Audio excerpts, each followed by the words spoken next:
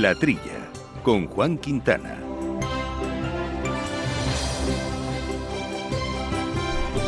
Muy buenos días, gente del campo, y buenos días, amigos del campo y de sus gentes. Todos vosotros espero que hayan disfrutado de unas muy buenas vacaciones ya de vuelta. La mayoría, supongo que algunos estáis todavía por ahí descansando de manera bien merecida.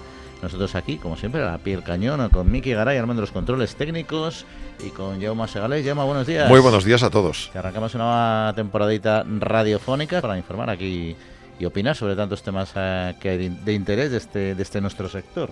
Pues sí, tenemos muchos temas. De momento ya lo que vemos es que todo el balance que han hecho de verano, todo el mundo está tirando un poquito a ver qué pasa después de las elecciones europeas, que no se están cumpliendo los parámetros que queríamos. Por lo que veo, hay suspicacia como mínimo.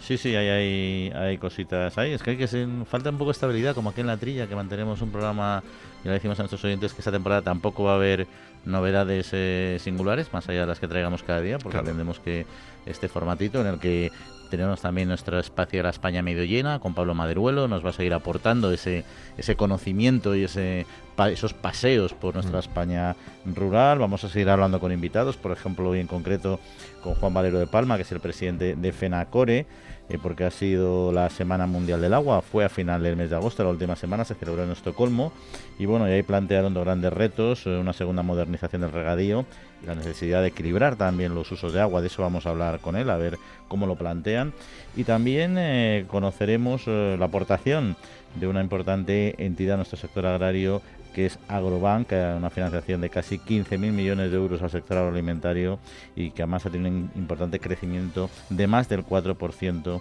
en comparación con el mismo periodo del año anterior. Bueno, estas y otras cuestiones de actualidad que por supuesto vamos a ir aquí desbrozando poco a poco.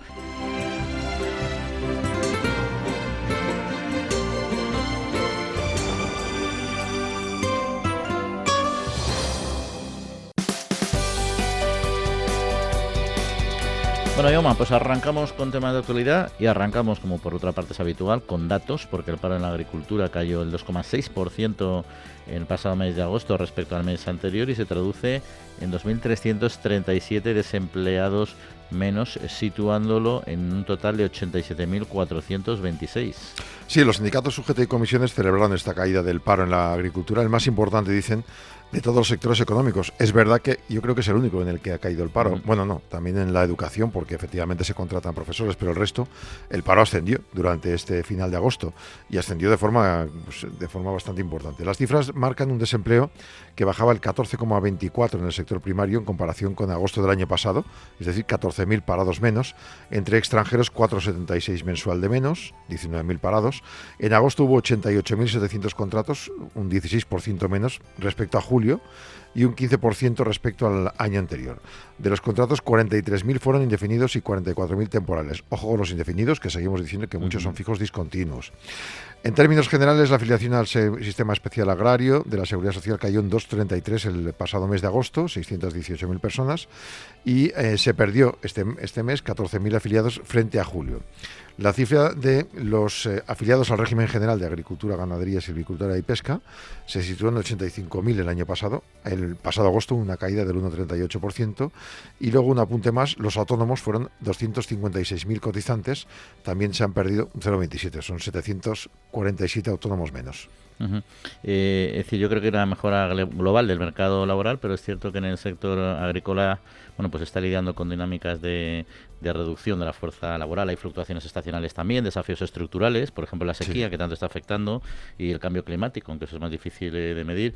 Pero vamos, en definitiva, aunque el descenso del paro agrícola es positivo, sin duda, también están las caídas de contratos y las afiliaciones que destacan, yo creo que un poco ponen sobre la mesa la necesidad de abordar la precariedad, sobre todo, y también los factores de vulnerabilidad estructural que afectan a este sector. Hay un matiz también que se me ocurre, visto el año pasado. El año pasado había una gran sequía y hubo varios colectivos de agricultores, sobre todo, que no pudieron recolectar, supongo que contrataron menos. Entonces, si hay más parados, un poquito más que el año pasado, que fue un año malo, significa que este año, por la climatología, no ha sido tan malo. Algo ha pasado ahí. No ha sido tan benigno como se esperaba de momento. Luego, a ver, hay pues todo el tema de la viña y los olivos, que ahora va a dar trabajo, suponemos, ¿no? Sí, sí, el olivar además se supone que viene bien, aceptablemente bien, o sea que ahí veremos cómo se evoluciona, ¿no? Y hablamos, si te parece, del ministro de Español de Agricultura, Pesca y Alimentación, de Luis Planas, no tanto de él como de que ha instado a la nueva Comisión Europea a fortalecer la gestión del agua y a fijar un sistema de seguros europeos para proteger a los agricultores ante fenómenos climáticos extremos. Aquí lo tenemos con Agroseguro. Planas en Chipre ha explicado que la sequía y la falta de lluvias en la región mediterránea son dos caras de la misma moneda. Una deriva de la otra. Y España tiene previsto destinar 2.400 millones de euros hasta el año 27 para aportar de los fondos Next Generation para modernizar los sistemas de riego. El 22% de la superficie agraria útil española es regadío, del cual el 58% es riego localizado, es decir, modernizado ya, con mucho ahorro de agua. El ministro ha subrayado la necesidad de explorar otras fuentes de agua, como por ejemplo las desaladoras, aunque algunos expertos, incluido Fenacor en su momento, dijeron que la desaladora vale para unas zonas de la península, pero no para otras. No puedes llevar el agua de la costa a 200 kilómetros para adentro. Además de la gestión del agua, Planas remarca como segundo tema en importancia digitalización en el uso de las técnicas de edición genética, innovaciones que no solo permiten cultivos con menor uso de agua y más resistencia a altas temperaturas, sino alimentos como por ejemplo sin gluten. Hay que apoyarse en la ciencia, dice él, aunque luego en Bruselas sepan ustedes que en la ciencia a veces se apoya en lo justo. Y la tercera pata era defender que los agricultores y ganaderos tengan márgenes de rentabilidad que les permita seguir adelante. La realidad no se puede negar, puede haber populistas y extremistas que nieguen esta realidad, pero efectivamente esta realidad climática hace que haya que compensar a los agricultores de las pérdidas. Sí, bueno, poco más que decir a lo que tú has comentado, Jaume, porque al final lo que Luis Planas ha hecho ha sido abordar desafíos cruciales para la agricultura mediterránea, ¿no? El tema que comentabas de la acción coordinada para riesgos agrarios, que hablaremos además luego con Agroseguro de estas cuestiones. También hablaremos de agua, precisamente hoy con el presidente de Fenacor, que en la línea de explorar fuentes alternativas, ¿no? La desalación, dice el ministro, bueno, es muy pragmático, es un buen reconocimiento de que se necesita avanzar en este campo, pero la desalación es una alternativa más muy costosa, sobre todo, que ese es el problema que tiene. Y tampoco tan sostenible medioambientalmente, ¿eh? Es complicado, y en determinadas zonas es una muy buena alternativa porque no tienen otras opciones. Bueno, y hay que jugar siempre con las soluciones multifactoriales, ¿no? Pero vamos, en resumen, yo creo que tuvo una intervención bastante sólida, y la apuesta por la ciencia y la innovación siempre está en su discurso, como no puede ser de otra manera, ¿no?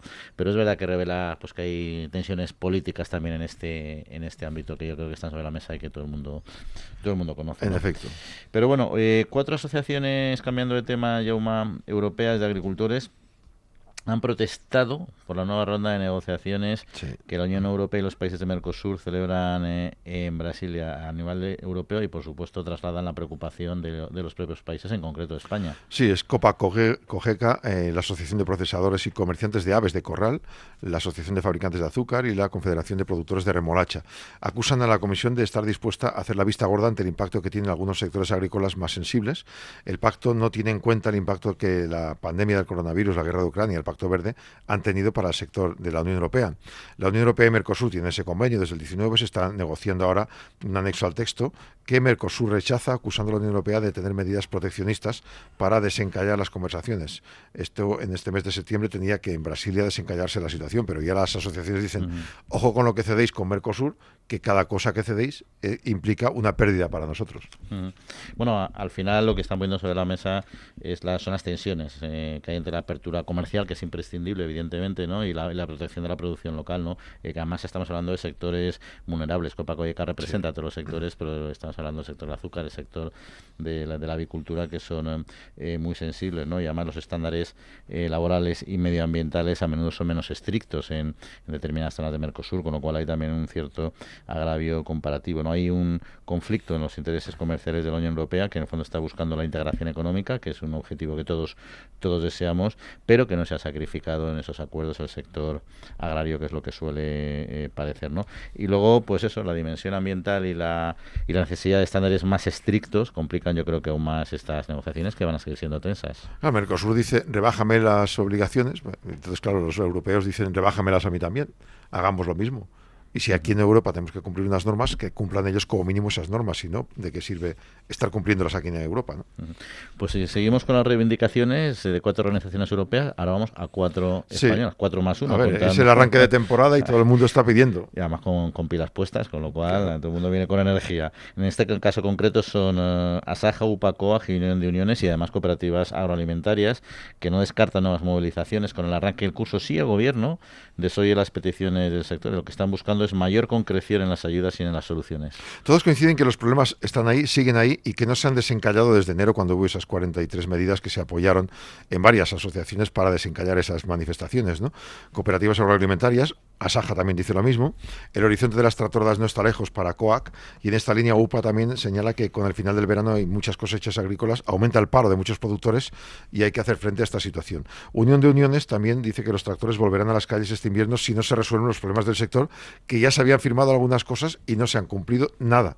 Dice el alza de las importaciones de terceros países, la falta de relevo generacional, otro principal, los problemas de los recursos hídricos y de la sequía.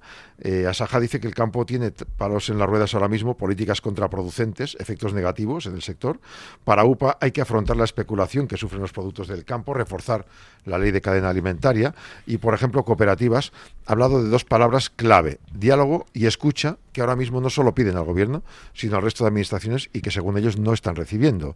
Asaja recuerda que esas 43 medidas propuestas por el gobierno dejan mucho que desear y que tampoco se han puesto en marcha. Y por su parte, pues se habla de una mesa de negociación con el Ministerio para abordar de verdad los problemas de fondo. Sobre esas 43 medidas lo firmaron varias de estas asociaciones para cumplir el 100% del acuerdo y hay que aclarar cuestiones como, por ejemplo, la ley de representatividad para normalizar estas cosas.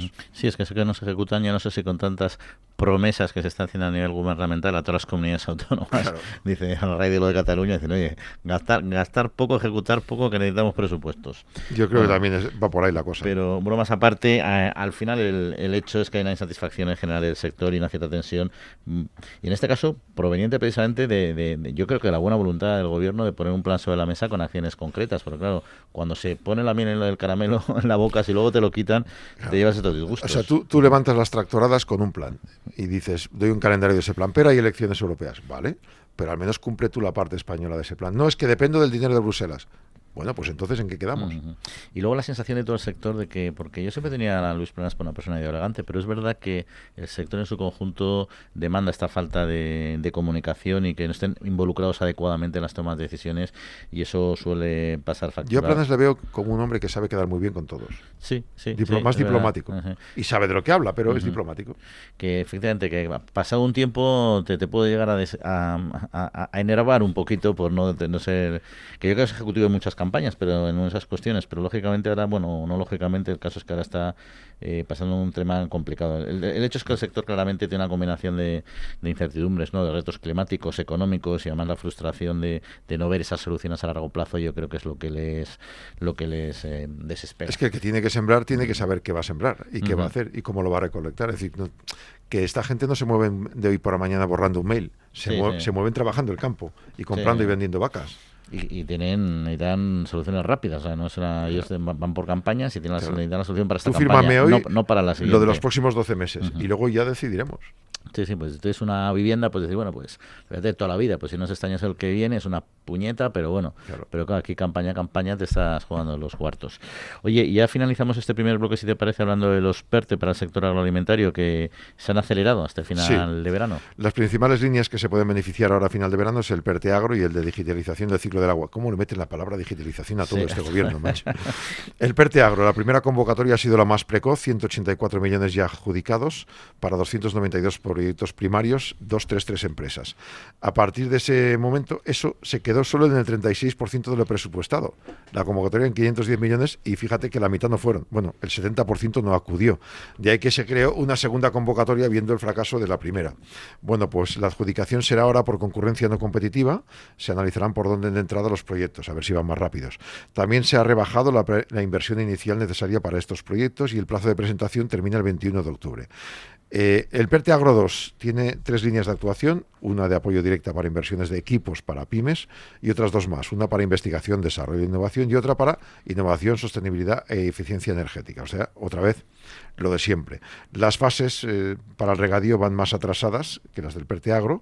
Se ha anunciado la adjudicación provisional de 74 millones en la primera convocatoria y las subvenciones van a impulsar teóricamente 125 proyectos. De esta convocatoria se beneficiarían 214 entidades y en las próximas semanas se publicaría otra convocatoria de este PERTE para el regadío con 100 millones más. En cualquier caso, la primera parte solo se adjudicó un 30%, solo acudió un 35% a pedirlo, con lo cual están esperando a ver si se consigue gastar ese dinero. Sí, por eso, pues que hay un desajuste que lo que pone en duda es la capacidad. Sobre todo lo que yo creo que pone en duda es la capacidad de desplegar los fondos de manera eficiente, ¿no? Llegar a todas las empresas y al sector que realmente lo necesita, ¿no? La decisión de cambiar el sistema, como decías, de concurrencia no competitiva, en principio para acelerar la adjudicación, lo que pone sobre la mesa es la duda de si van a llegar a proyectos realmente los de mayor impacto, o como decías tú, simplemente los el primero que llegue. El que tenga más poder o más dinero será el primero en presentarlo. Ahí está, ¿no? Y luego importante el tema del agua, que vamos a hablar, que comentamos hoy también con el presidente FENACORE, ¿no? El retraso en las fases dedicadas al regadío muestra que a pesar del impulso reciente que hay al regadío, algunos aspectos clave van con demasiada lentitud. Sí, así es. Bueno, pues si te parece lo dejamos aquí y atendemos ya a nuestro primer invitado.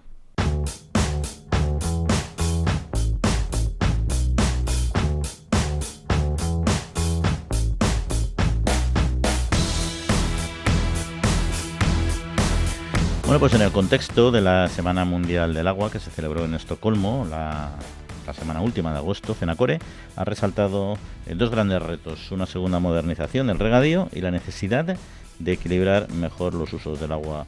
De estas cuestiones vamos a hablar con Juan Valero, de Palma, presidente de FENACORE, de la Federación Nacional de Comunidades de Regantes. Juan, muy buenos días. Hola, buenos días, ¿qué tal? Bueno, que en este planteamiento que hicisteis en Estocolmo, ¿qué supondría desde vuestra perspectiva una segunda modernización del regadío y cuáles son las diferencias clave con lo que podríamos llamar la primera, ¿no? Bueno, la verdad es que desde hace 25 o 30 años los regadíos españoles empezaron a modernizarse fundamentalmente pues cambiando lo que son las infraestructuras de riego, cambiando el sistema de riego, pasando del riego por gravedad, que pues hace 30 años era el sistema mayoritario, más del 60% de la superficie se regaba por gravedad, pues hemos ido transformando eso a riego por goteo y a riego por aspersión. En estos momentos pues prácticamente casi el 60% ya está en riego por goteo y un 23% por riego por aspersión. Entonces, esa primera modernización en el conjunto de España, pues lo que ha supuesto es hacer un riego mucho más moderno, más eficiente en el uso del agua, etcétera. Pero ahora, cuando hablamos de segunda modernización, es que esos regadíos que se modernizaron hace 20, 25, 30 años tienen que incorporar pues todas las nuevas tecnologías, toda la digitalización, los sensores de humedad. Es decir, en el proceso de hacer un riego inteligente, un riego preciso, un riego responsable con el medio ambiente, hay que barajar y considerar muchos datos, mucha información, la humedad del suelo, los costes de la energía, porque el binomio agua-energía es importante. Bueno, total, hay tal cantidad de datos y de información que es necesario pues contar con toda esa digitalización y esas nuevas tecnologías que nos ofrece, digamos, el siglo XXI, ¿no? Y entonces ese es el proceso en el que estamos ahora. Es verdad que ya hay regadíos totalmente modernizados, los regadíos más punteros del mundo, ya con todas estas tecnologías, pero se trata de extenderlos con carácter general a todo el conjunto de los regadíos en España. Con esta segunda generación, ¿qué margen de reducción de consumo se puede conseguir? Imagino que con la primera se consiguió mucho, llegando al goteo, al gota a gota, pero ahora con estas tecnologías nuevas, ¿hay margen de conseguir, no sé, un 20 o un 30% menos de consumo en las mismas explotaciones o no tanto? Bueno, en esa primera modernización sí que hemos conseguido unos ahorros del orden del 25%. En el regadío se ha consumido, pues o sea, se ha ahorrado del orden de 5.000 millones de metros cúbicos de agua todos los años en el regadío. Es decir, estamos regando un poquito más de superficie que hace 30 años con menos agua. Ahora, en esta segunda modernización, también se va a conseguir un ahorro de agua, pero ya no es un ahorro de agua tan importante. Se consigue ahorro de agua porque si tienes información de cuál es el estado vegetativo de la planta, cuál es la humedad del suelo, cuáles son las previsiones meteorológicas, bueno, todo eso te permite hacer una mejor gestión del agua, pero ya estamos hablando de ahorros del 5, del 10%. Pero sí que vamos a conseguir ahorro energético. Los regadíos modernizados, la verdad es que consumen energía y entonces sí que se va a conseguir eficiencia en el uso de la energía y vamos a conseguir también eficiencia en el uso de los fertilizantes. Es decir, vamos a conocer también con el estado nutricional de las plantas, con los análisis de los retornos de riego, etcétera. Bueno, pues incluso de la calidad del agua que aportamos y de los nutrientes que ya lleva el agua con la que regamos, pues eso también nos permite reducir muchas veces el uso de fertilizantes o mejorar su eficiencia, con lo cual ya no solo el agua, sino que son todos los insumos que necesitamos para producir los que vamos a mejorar la eficiencia, ¿no? ¿Y el sector, el agricultor, está preparado para este cambio tecnológico, Big Data, plan de digitalización, etcétera? Bueno, es un proceso continuo. Esto, el agricultor, es verdad que las nuevas tecnologías y todo lo que es digitalización, todo este mundo tecnológico, cuesta más de implantar en el mundo rural. Pero, bueno, que cueste más de implantar no quiere decir que no se haya extendido también el uso de estas tecnologías por todo. Al revés, este proceso y esta segunda modernización lo que va a hacer es que el mundo digital, el mundo del siglo XXI, se facilite y se extienda también por el mundo rural, con lo cual va a ayudar a que esa separación entre el mundo urbano y el mundo rural pues se reduzca, ¿no? Y que en esas extensas zonas del territorio de España pues también se apliquen las nuevas tecnologías, se desarrolle Internet y lleguen mucho mejor las comunicaciones, que es lo que tenemos que conseguir, ¿no? Que el interior del país y todas las zonas rurales pues tengan también estos servicios y estas posibilidad de utilizar todas estas tecnologías, ¿no? Con lo cual va a ser una ayuda para mejorar la digitalización del mundo rural. Presidente, el ministro estuvo en Chipre, lo hemos comentado antes, y habló de, por una parte, ese consumo menor que se necesita, y luego dos patas más: una, innovación en cultivos que consuman menos agua, y dos, opciones de desaladoras. ¿Qué opciones viables ve usted como presidente de FENACOR en alguna de estas opciones? Vamos a ver, cuando hablamos del regadío siempre y de los problemas del agua, que son problemas complejos, siempre es muy difícil generalizar. Es verdad que hay algunas zonas de España que tienen donde sí que es importante tener en los cultivos anuales, pues cuando se prevé una situación de sequía, pues hacer a lo mejor cultivos de primavera que demandan menos agua que los cultivos de verano, o hacer avanzar con la investigación para hacer unos cultivos más resilientes a la sequía, porque es verdad que nos tenemos que afrontar este problema que tenemos de la falta de agua y de la falta de seguridad. Todos los avances que se produzcan por ahí, pues siempre son positivos. El tema de la desalación, bueno, la desalación tiene un problema fundamental, que es el coste, un coste muy elevado, y en el regadío, bueno, solo algunos regadíos con unas producciones muy altas que van destinados a los mercados europeos de hortofrutícolas y cultivos de primor, pues tienen capacidad de pagar el coste del agua desalada. El coste del agua desalada debe dar garantía, debe garantizar, pero no debe ser debe garantizar el agua en las épocas de extrema sequía, porque siempre que hablamos de la sequía, y del agua y de los recursos, estamos hablando de medias. Hay años húmedos y años secos. Y las sequías, cuando se producen las sequías, la desalación sí que puede ser una garantía de suministro, pero hay que resolver el problema del coste y el problema del excesivo consumo energético que tiene en estos momentos la desalación.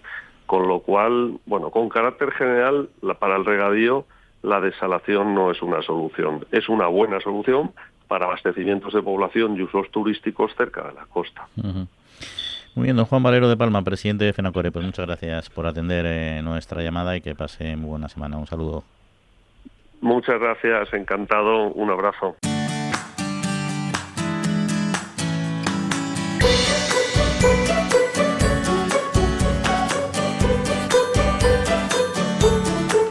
Bueno, Yoma, pues ha habido otros muchos temas de actualidad que queremos comentar y trasladar a nuestros oyentes, y si te parece arrancamos con la aceituna de mesa, que comenzó la cosecha hace unos días con el verdeo más adelantado en Andalucía en concreto, que tiene previsión de crecer en 2024 frente al del año pasado.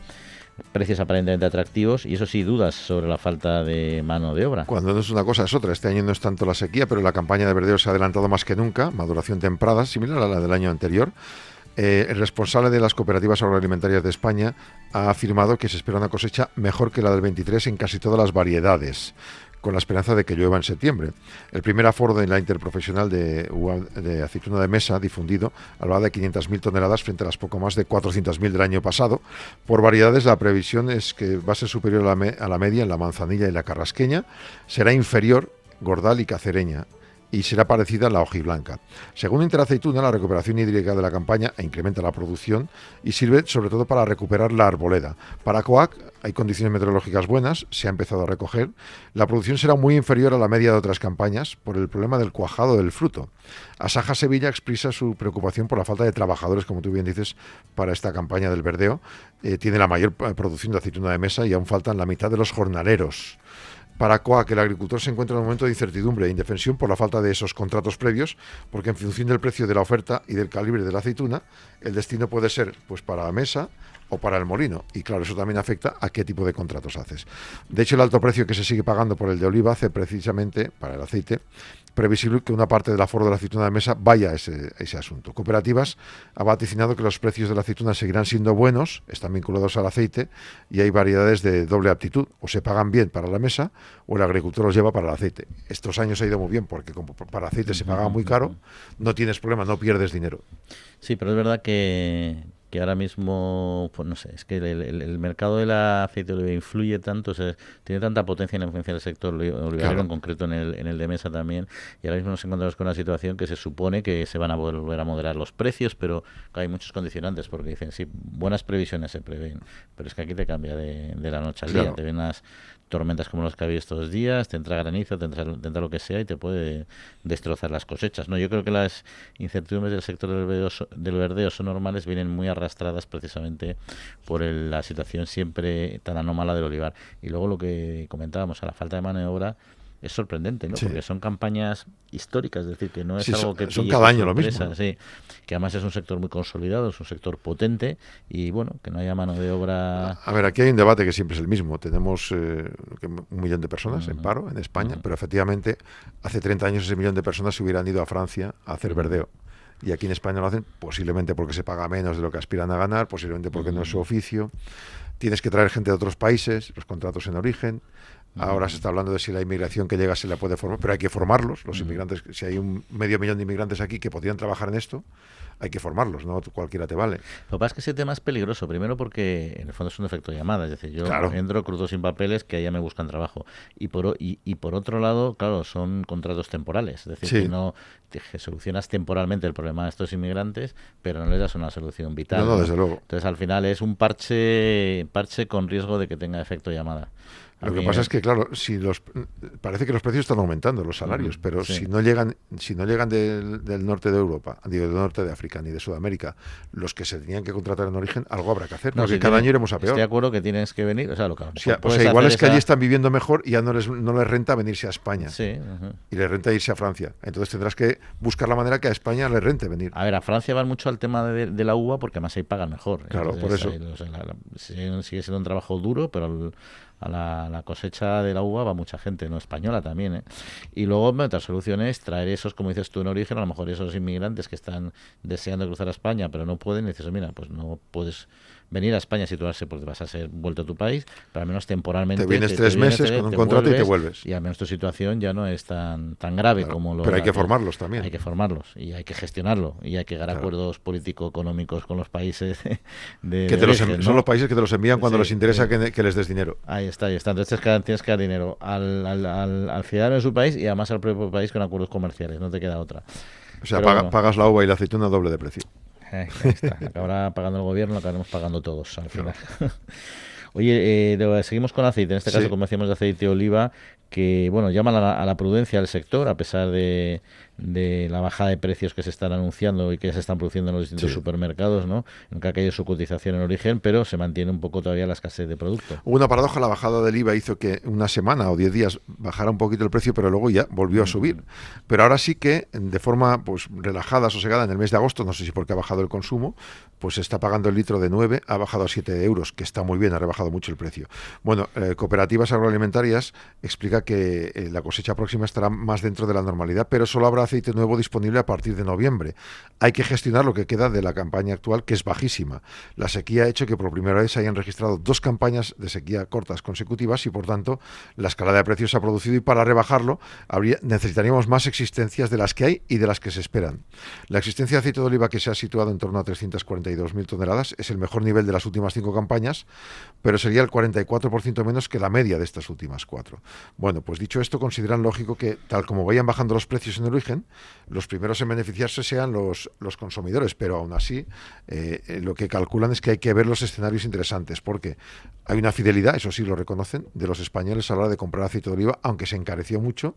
El consumo remontó un 18% el año pasado, por ejemplo, y sobre este asunto subrayan que el aceite de oliva siempre ha sido un producto de reclamo y da la bienvenida a todo lo que sea ayudar a vender más y mejorar el consumo, claro. Hay fidelidad, estoy totalmente de acuerdo, pero la fidelidad no es infinita. Exacto. Como a tu pareja. Te pone los tarros, uno se lo puedes pasar a lo mejor, que no me oigan, pero como sigas ahí la fidelidad se termina. Y si te lo han pasado de 4 euros a 9 el litro es una barbaridad. Entonces, vale, que lo vayan rebajando y dices, bueno, 7, pero es que son 3 más de lo que pagabas antes. Y esto porque el consumidor empieza a encontrar también los aspectos positivos de otros aceites a los que no estaba acostumbrado, y eso es un peligro para el sector, ¿no?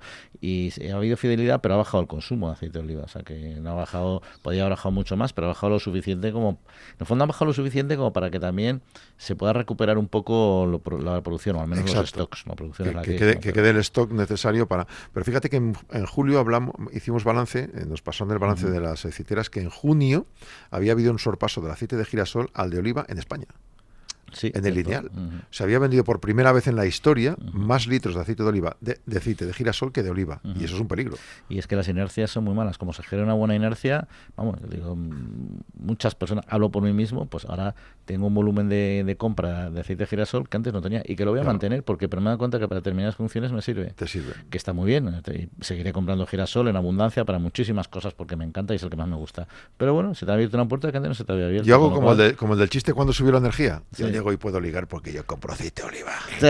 Y la chica dice, compra aceite de oliva, este es mi hombre. Ahí está. Yo no puedo ligar ni comprando aceite de oliva, pero bueno, es lo que hay.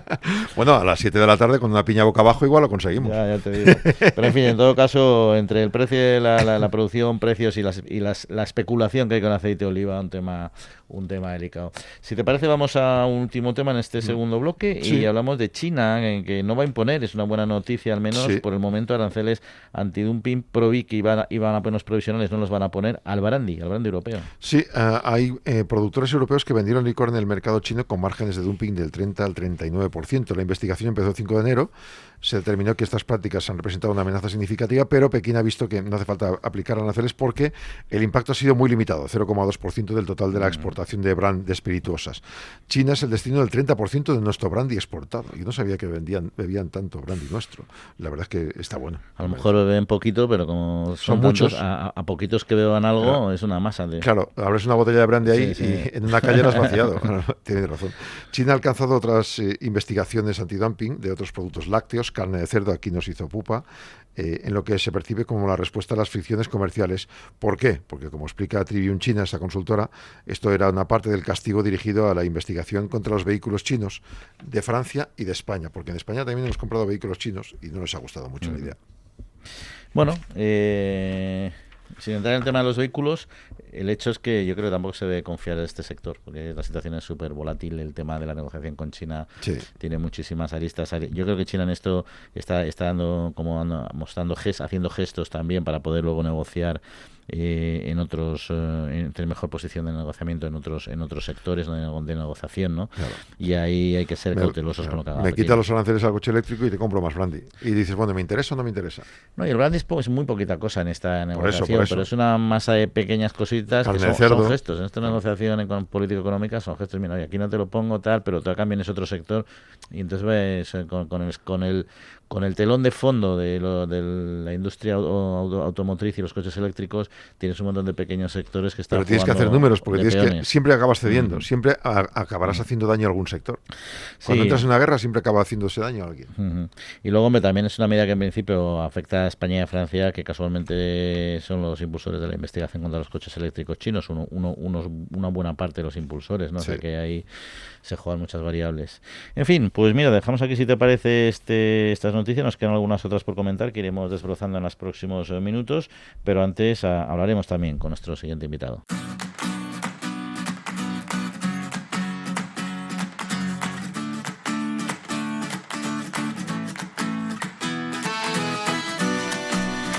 Pues como nuestros oyentes ya saben, Agrobank, que es la línea de negocio de CaixaBank, especializada en el sector agroalimentario y que ha demostrado además un compromiso con este sector agrario, rural en España, y no solo desde el enfoque financiero, sino también desde una perspectiva social y de innovación, ¿no? Con más de 1.140 oficinas especializadas en todo el país y un aumento del 4,1% en la financiación al sector agroalimentario durante el primer semestre de 2024. Nos acompaña Jaime Campos, el director de Agrobank. Jaime, muy buenos días. Muy buenos días, ¿qué tal?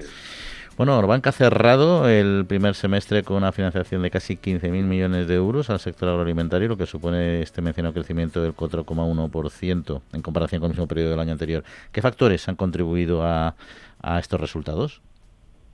Pues la verdad es que hoy estamos contentos con el crecimiento que comentabas y yo destacaría principalmente dos factores que son diferenciales respecto a lo que son las inversiones tradicionales del sector alimentario. Por un lado, el buen comportamiento del circulante.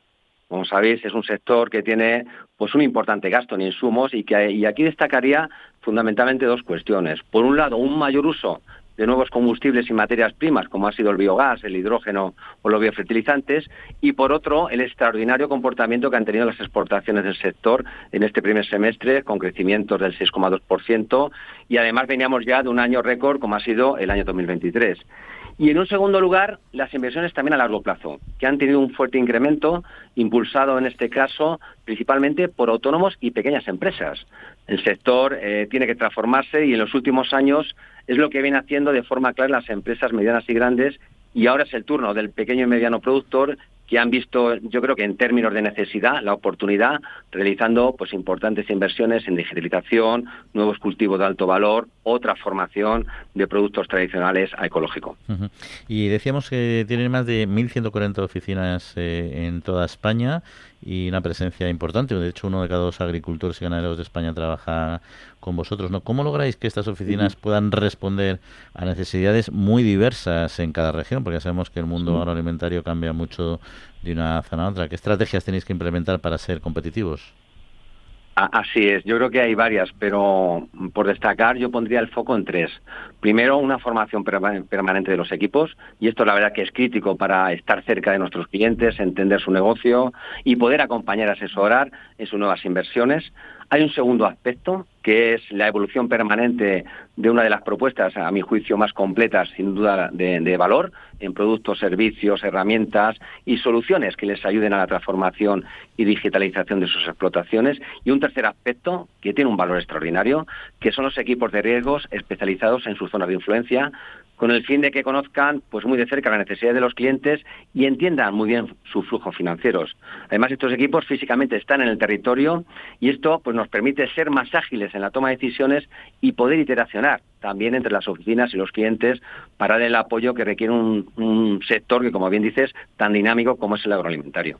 Y en esta agilidad, no sé si tendrá una influencia Agrobank Hub, que es una de las iniciativas más recientes que habéis lanzado, ¿no? En concreto, ¿en qué consiste esta plataforma digital y qué beneficios ofrece? Sin duda, como comentas, está ayudando. Es una plataforma pues que busca de una manera abierta y sencilla la forma de relacionarse entre los profesionales del sector y la entidad, y que integra 4 verticales. Una vertical de actualidad, con información fiable y contrastada a disposición del sector agro, pudiendo conocer precios de mercado, tendencias nuevas, informes sectoriales o participando incluso en nuestras acciones de impulso, ferias, jornadas o coloquios, de manera que puedan ir a verlas o que a posteriori puedan verlas también cuando estén en streaming.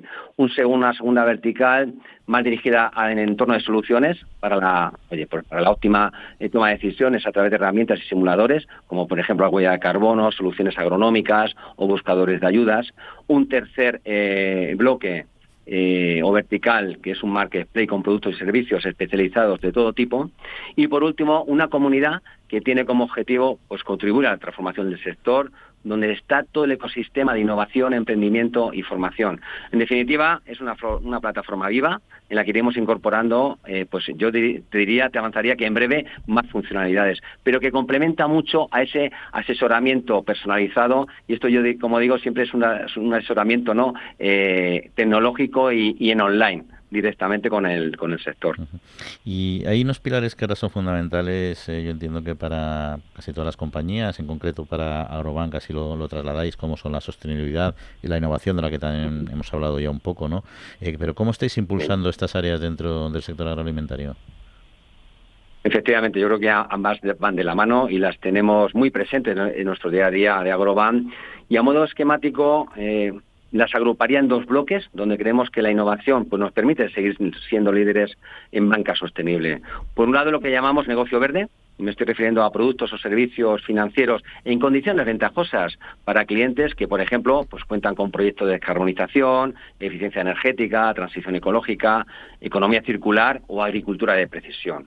Y para ello, pues tenemos productos concretos, pues desde paneles solares agro, productos como la agroinversión transición ecológica, para que las explotaciones cambien de cultivo tradicional a ecológico, o la agroinversión cultivos leñosos, para la financiación de nuevas explotaciones, el préstamo microban agroinversión sostenible, que va dirigido a la reducción de las emisiones o el ahorro energético, en este caso para maquinaria o sistema de riego, o la agricultura de precisión, lógicamente muy dirigido a esta solución para empresas y cooperativas. Y adicionalmente, también en el ámbito social, ¿no? Pues donde contamos con programas de ayuda al emprendimiento o de apoyo a jóvenes y mujeres que favorecen el empleo o el relevo generacional y la inclusión financiera en zonas rurales que tenemos en todo nuestro país. Pero todo esto, pues te imaginarás que no lo hacemos solos, colaboramos con otras áreas del banco y con los principales stakeholders a través de convenios público-privados para aprovechar palancas como la digitalización, la formación, la investigación universitaria, etcétera, ¿no? Y, por supuesto, poniendo en contacto la capacidad instalada que tiene la red de CaixaBank con el talento existente en las distintas zonas rurales que tenemos en el territorio. Pues Jaime, este sector, como bien sabes, tiene muchas singularidades. Una la comentábamos antes, que era la territorialidad, es decir, no tiene nada que ver cómo se cría una vaca en Galicia que en Murcia, o cómo se produce un cereal en Castilla-La Mancha que en Cataluña o en la cornisa cantábrica, ¿no? Hay otra singularidad que tiene este sector, que es la juventud, el relevo generacional, precisamente porque es de los sectores que están perdiendo, les está costando mucho encontrar estas personas jóvenes que vuelvan al campo. Este desafío, ¿cómo lo estáis afrontando desde Agrobank? Este desafío, como comentas, yo creo que hay una sensibilización ya por parte de todos y eso es muy importante. Pero dicho esto, desde Agrobank lo estamos potenciando de varios frentes. Por un lado, la visibilización, la formación, la financiación y la innovación. En estos 4 puntos estamos poniendo el foco. Desde el punto de vista de visibilización, pues en el desarrollo de comunidades de jóvenes, talentos, que en definitiva lo que buscamos referentes, que sean ejemplo a seguir para otras personas. Aquí ya tenemos Agrobank Community y muy importante, en los últimos meses lanzamos también la iniciativa de Impulso Agro en colaboración con el Basque Culinary Center. En la parte de formación, pues a través de CaixaBank Dualiza, buscamos incrementar la cualificación del empleo en el sector rural y por ello estamos convencidos que la formación profesional dual es clave, sin duda, en estos momentos. En el ámbito de la financiación, pues con acompañamiento y asesoramiento desde el inicio y con una iniciativa también nueva a través de Microbank y de la mano de Asaja, que lanzaremos precisamente la próxima semana, que es un producto para ayudar a los jóvenes en la incorporación al sector con un importe de hasta 50.000 euros sin aval, ya que entendemos que es el momento, ¿no?, que cuando los jóvenes necesitan claramente más ayuda y que se sumaría al resto de ayudas públicas ya existentes. Y, por supuesto, la innovación. Yo creo que, más allá de que, lógicamente, trabajamos con soluciones a los grandes retos a través de la innovación, pero estos, al mismo tiempo, ayudan a que sea más atractiva esta profesión para los más jóvenes. Uh-huh. Y otra cuestión, que yo creo que se está avanzando mucho en esto que vamos a comentar ahora en el campo, que es el papel de la mujer rural, porque es verdad que juega un papel esencial, pero es verdad que en los últimos años también se está poniendo en valor precisamente, no solo poniendo en valor, sino más regulándolo adecuadamente para que tengan las compensaciones y la seguridad que debe tener la mujer que trabaja en el campo y a su vez, lógicamente, en otras funciones y que antes estaba muy desregulado, ¿no? En esta cuestión en concreto también, ¿qué avances o qué iniciativas estáis desarrollando? Totalmente de acuerdo con lo que comentas y desde Agrobank estamos orientando nuestros esfuerzos en 3 ámbitos. La formación, el empoderamiento y la visibilización para que las mujeres asuman ese liderazgo pues con confianza y preparación, ¿no? Hoy lo estamos haciendo pues a través de alianzas estratégicas necesarias para dar una respuesta pues a un problema que sin duda es complejo, ¿no? Y hoy contamos pues con acuerdos con administraciones públicas, como el acuerdo que tenemos con el Ministerio de Agricultura, Pesca y Alimentación de España, fundamentalmente con el proyecto Crecemos Juntas, que es un proyecto de desarrollo profesional a través del mentoring y realizado por y para mujeres del ámbito rural. También con la Cátedra Mujer, Empresa y Mundo Rural, en este caso con la Universidad de Castilla-La Mancha. Con la Fundación La Caixa estamos lanzando también una convocatoria social anual exclusiva para el ámbito rural, con asociaciones empresariales y de mujeres como son AFAMER, FADEMUR y ANCAE, y por supuesto con cooperativas agroalimentarias de España, ¿no?, trabajando también muchísimo el relevo en los consejos rectores de las cooperativas. Uh-huh. Y aquí comentarte un dato que yo creo que es esperanzador, ¿no?, en ese proceso que llevamos, ¿no? Yo creo que está avanzando muchísimo la sociedad, tenemos que ir más rápido para llegar a esa igualdad lo antes posible. Pero sí que hay datos que reflejan todo este trabajo, ¿no? Y en nuestra primera edición de Agrobank Digital Innovation, nuestro programa de aceleración de startup, el 40% de los proyectos ya estaban liderados por mujeres. Por lo tanto, es una buena noticia. Sin duda. Jaime Campos, quedan temas por hablar que seguro que comentaremos en posteriores entrevistas. Director de Agrobank, muchas gracias por acompañarnos y por acercarnos a la realidad de esta empresa. A vosotros, un fuerte abrazo.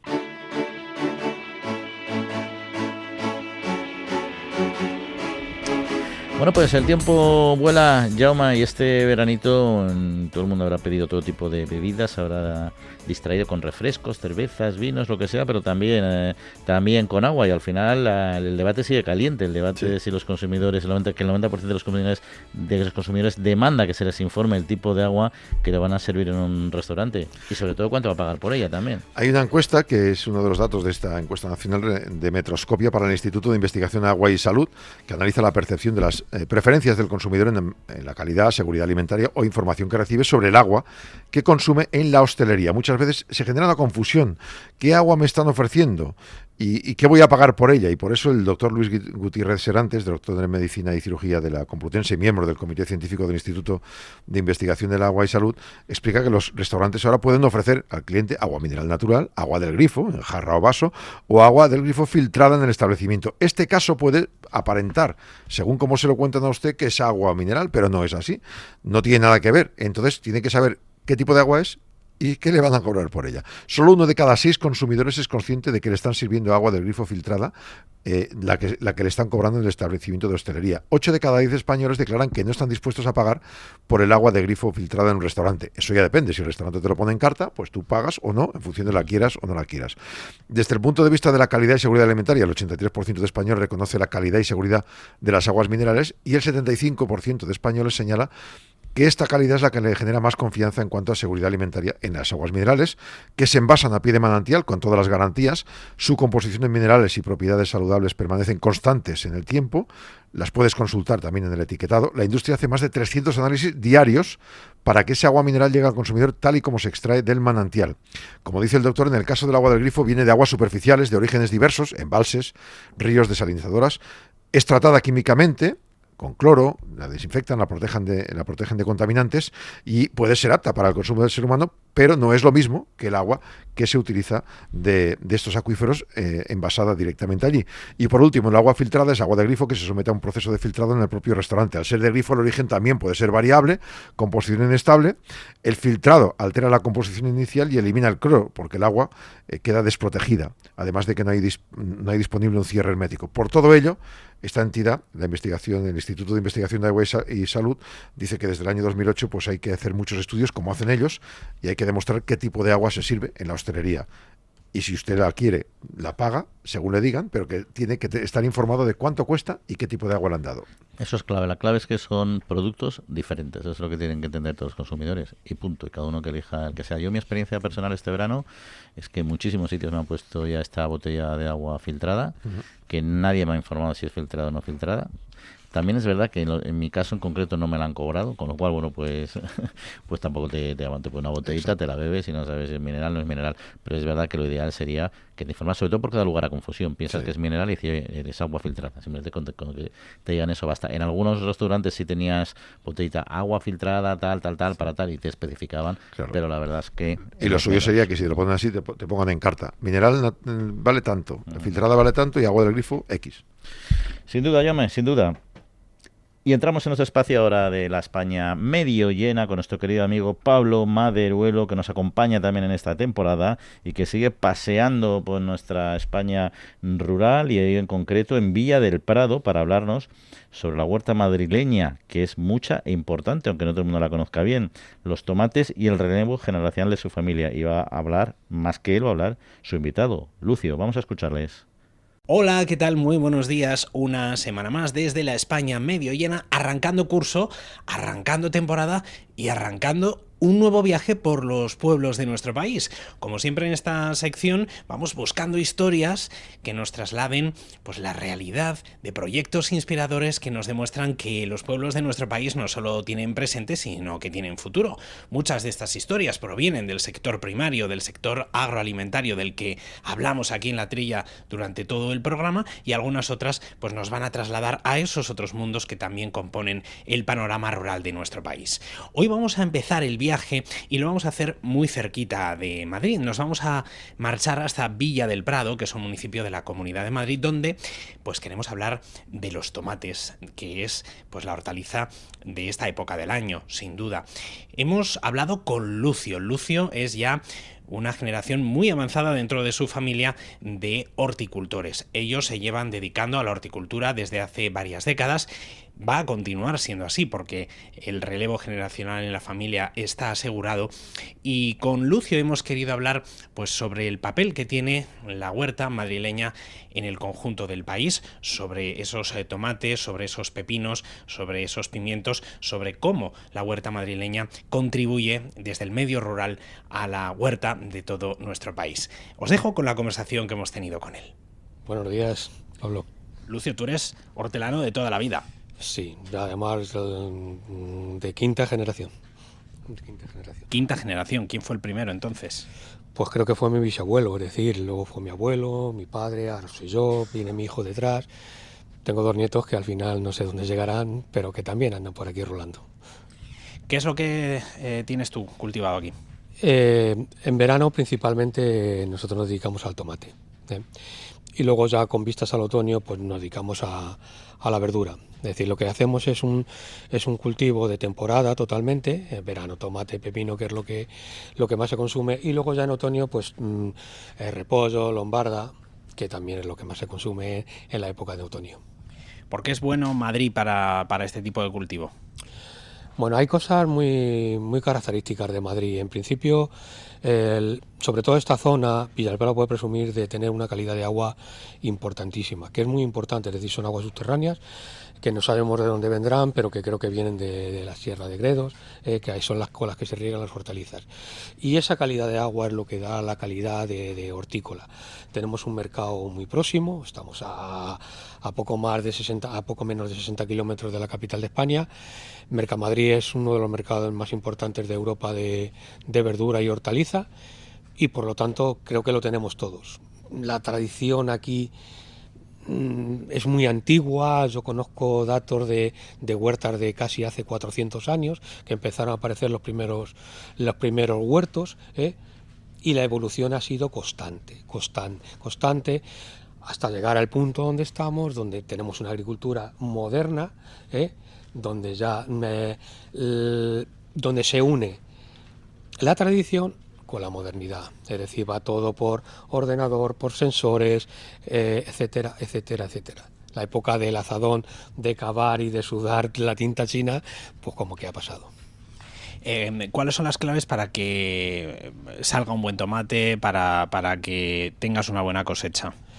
En principio nos ha costado mucho dar con la variedad que se adapte mejor al terreno y al clima. Durante años hemos estado probando muchas variedades y al final hemos dado con las variedades que mejor se prestan y que mejor adaptación tienen en el mercado. ¿Cuáles son esas variedades? Pues mira, tenemos una variedad tipo Raz, que es un marmade, un marmarlindo, que da muy buen tamaño, da dureza, que admite la manipulación, y sobre todo da un sabor extraordinario. Y luego tenemos otra variedad que es un poco más selectiva, que cuesta más criarla, pero que a la hora de comer y a la hora de saborear es el número uno con mucha diferencia. Es un tomate ibérico, su variedad es moresco, que es muy apreciada en Madrid, y la verdad es que es único. ¿Potenciamos el consumo de productos madrileños aquí en la Comunidad de Madrid? ¿O cómo lo podemos hacer? Porque al final, cuanto más nos aguante el tomate aquí, dentro de tu invernadero, cuanto más próximo esté a su consumo, pues mejor sabor tendrá y en mejores condiciones llegará, ¿no? Claro, es que esa también es una de las claves. Es decir, nosotros recolectamos por las mañanas, empezamos a las 6 de la mañana con la fresca. A mediodía o a primera hora de la tarde ya está todo envasado y seleccionado y envasado y puesto en Mercamadrid o en la frutería de distribución, pues en menos de 12 horas ya pueden llegar al consumidor. La frescura es que es impresionante. No puede ser más fresco, vamos. La calidad lo da el agua, lo da el terreno, lo da las manos del agricultor, es decir, todo influye. Es decir, que por esa parte creo que lo tenemos todo a favor. Y de hecho os puedo comentar que cuesta mucho haber un relevo generacional en agricultura. Los jóvenes huyen del campo como de la peste. Sin embargo, aquí en la zona pues hay muchos jóvenes que se quedan, adaptan su vida y se quedan enganchados porque la han vivido de pequeño y saben que no es un oficio tan esclavo como el que podía tener mi padre o el que podía tenerlo de pequeño. Además de Mercamadrid, dices que también estáis sirviendo alguna frutería de proximidad. Sí, claro. Aquí hay distribuidores, Mercadonas, Líder, Ahorramas, Carrefour, es decir, todas las grandes empresas de distribución, en esta época del año se sirven de hortalizas de Villa del Prado. Bueno, eso te hará sentir orgulloso, ¿no?, cuando vas a hacer la compra. Hombre, claro, date cuenta que entras en una gran superficie, ves un lineal con verduras y hortalizas de Villa del Prado y dices, son de mi pueblo. Esas son de mi pueblo. Muchísimas gracias por haber hecho un hueco para nosotros. Gracias a vosotros. El próximo fin de semana volvemos y seguiremos viaje recorriendo otros puntos de nuestro país para seguir conociendo historias del medio rural aquí en la España medio llena, en La Trilla. Que tengáis muy buen fin de semana. Adiós. Bueno, pues el tiempo se nos acaba ya muy interesante, al menos para mí el programa, espero que también para nuestros oyentes, pero antes quería comentar alguna cosilla, si te parece, de turismo rural, que han bajado las pernoctaciones en julio y han subido los precios. A ver, hasta ahora, después de la pandemia, cada año subían y me ha sorprendido. Se ha registrado 1.786.000 pernoctaciones, un 2,10% menos que el año anterior, y los precios han subido un 3,8%. Según el Instituto de Estadística, se ha ocupado el 31% de todas las plazas, un 0,36 menos que julio del 23.